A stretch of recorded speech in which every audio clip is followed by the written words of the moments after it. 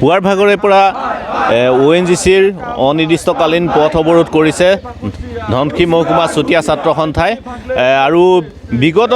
আচলতে কেইবাটা বছৰ ধৰি তেওঁলোকে এই যি পথ অৱৰোধ কাৰ্যসূচী বা ONGCৰ বিৰুদ্ধে বিভিন্ন প্ৰতিবাদী কাৰ্যসূচী হাতত লৈ আহিছে কিন্তু ONGCৰ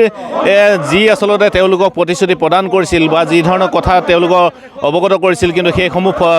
প্ৰতিশ্ৰুতি সম্পন্ন কৰা তেওঁলোকে কোনো গুৰুত্ব নিদিলে সেইকাৰণে আজি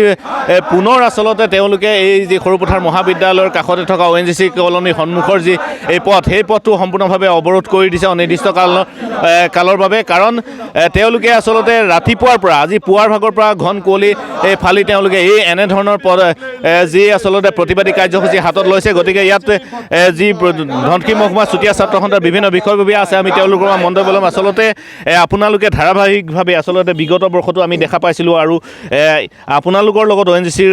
কেইবাখনো আচলতে বৈঠকতো আপোনালোকে মিলিত হৈছিল আৰু বিভিন্ন প্ৰতিশ্ৰুতি তেওঁলোকে প্ৰদান কৰিছিল কিন্তু আজি পুনৰ এনেধৰণে আপোনালোকে প্ৰতিবাদী কাৰ্যসূচী লৈছে অনিৰ্দিষ্ট কালৰ বাবে আপোনালোকে পথ অৱৰোধ কাৰ্যসূচী লৈছে আচলতে কিহৰ বাবে আচলতে চাওক আমি আজি যিটো অনিৰ্দিষ্টকালে পথ অৱৰোধ কাৰ্যসূচী ৰূপায়ণ কৰিবলগীয়া হৈছে ইয়াৰ মূল কাৰণটো হৈছে ONGCৰ যিটো বিভাগ আছে সেই বিভাগটো আছে মিছলীয়া বিভাগ আচলতে তেখেতসকলক আমাৰ যোৱা 22 চনত আমি যিটো কাৰ্যসূচী ৰূপায়ণ কৰিছিলোঁ তাত তেখেতসকলে প্ৰতিশ্ৰুতি প্ৰদান কৰিছিল যে এমাহৰ ভিতৰত আমাৰ যিবোৰ দাবী আছিল তেখেতসকলে কাৰ্যক্ৰম কৰি দিব কিন্তু এমাহ নালাগে আজি 3টা বছৰ পাৰ হৈ গ'ল তেখেতসকলে কোনো ধৰণৰ কাৰ্যক্ৰম কৰি নুঠিলে আচলতে সেইকাৰণে আজি আমি ধনশিৰি মহকুমা চুতীয়া ছাত্ৰ সন্থাই যিটো ONGC কলনীলৈ যোৱা যিটো মূল পথ আছে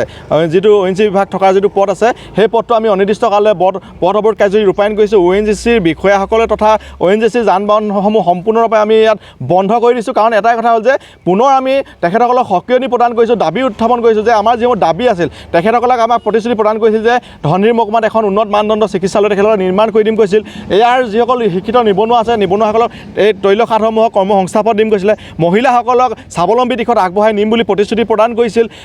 এই অঞ্চলৰ যিসমূহ সাংস্কৃতিক কেন্দ্ৰ আছে সাংস্কৃতিক কেন্দ্ৰসমূহত তেখেতসকলে নিৰ্মাণ কৰি দিম বুলি প্ৰতিশ্ৰুতি প্ৰদান কৰিছিল এটা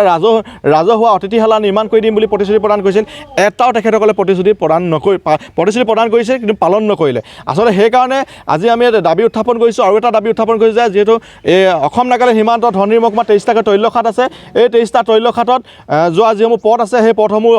অতি বিধ্বস্ত হৈ আছে এই বিধ্বস্ত পথসমূহ 2 কিলোমিটাৰকৈ নিৰ্মাণ কৰিবৰ কাৰণে আমি দাবী উত্থাপন কৰিছোঁ যেতিয়ালৈকে ONGC যোৰহাটৰ পৰা বিষয়াসকল আহি ইয়াত উপস্থিত হৈ তেখেতসকলক আমি লিখিত প্ৰতিশ্ৰুতি যেতিয়ালৈকে আমাক নিদিব তেতিয়ালৈকে আমাৰ এই যিটো পথ অৱৰোধ কাৰ্যসূচী আছে সম্পূৰ্ণৰূপে আমি স্তব্ধ কৰি দিবলৈ আমি বাধ্য হৈছোঁ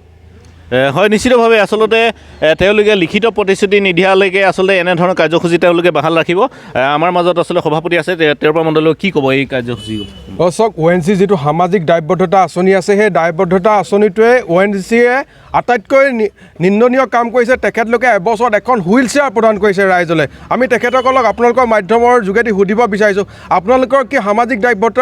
দায়বদ্ধতাৰ জ্ঞান সিমানেই নেকি আপোনালোকে যিসমূহ আপোনালোকৰ ৰিগলৈ যোৱা যিসমূহ মূল পথ আছে সেই মূল পথসমূহ আপোনালোকে মেৰামতি কৰিম বুলি প্ৰত্যেকবাৰ যি আলোচনা হয় সেই আলোচনাত আপোনালোকে কথা দিয়ে কিন্তু আমি সেই যিসমূহ মূল পথ আজি 4 বছৰ দিন হ'ল সেই মূল পথসমূহ কিন্তু নিৰ্মাণ কৰা আমি দেখিবলৈ পোৱা নাই সেয়ে আমি ONGC কৰ্তৃপক্ষক আপোনালোক আজি সকীয়াই দিব বিচাৰিছোঁ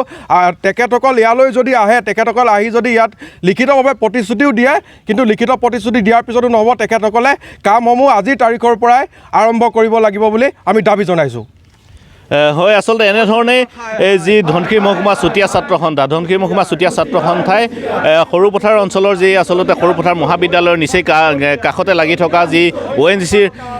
যি ইয়াত তেওঁলোকৰ কলনী আছে সেই কলনীৰ সন্মুখত এনেধৰণে প্ৰতিবাদী কাৰ্যসূচী হাতত লৈছে আৰু এইটো এটা লক্ষণীয় হ'ব যে তেওঁলোকে আচলতে যি ধৰণে প্ৰতিবাদী কাৰ্যসূচী লৈছে সেই কাৰ্যসূচীত আচলতে ONGCৰ কৰ্তৃপক্ষই কিমান দূৰ গুৰুত্ব প্ৰদান কৰে বা তেওঁলোকৰ যি দাবীসমূহ সেই দাবীসমূহ তেওঁলোকে সঠিকভাৱে ৰূপায়ণ কৰিবনে নাই বা প্ৰতিশ্ৰুতি পালন কৰিবনে নাই সেইখিনি লক্ষণীয় হ'ব আচলতে ধনশিৰি মহকুমাত 23টাকৈ মূল তৈলখাট আছে আৰু এই তৈলখাটসমূহৰ পৰা প্ৰতি বছৰে আচলতে কোটি কোটি টকা তেওঁলোকে ব্যৱসায় কৰি আছে কিন্তু ইয়াৰ পৰা এই যি ধনশিৰি মহকুমাত তেওঁলোকে অকল ধন উপাৰ্জনৰ ক্ষেত্ৰত যি ধৰণে গুৰুত্ব দিছে কিন্তু ইয়াৰ যি আৰ্থসামাজিক ব্যৱস্থা বা ইয়াৰ বিভিন্ন উন্নয়নৰ ক্ষেত্ৰত কিন্তু